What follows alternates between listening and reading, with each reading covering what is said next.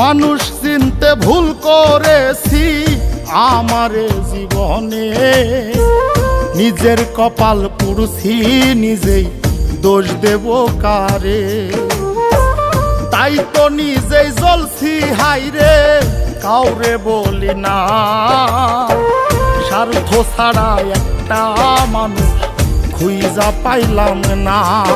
আমি স্বার্থ ছাড়া একটা মানুষ খুঁজা পাইলাম না।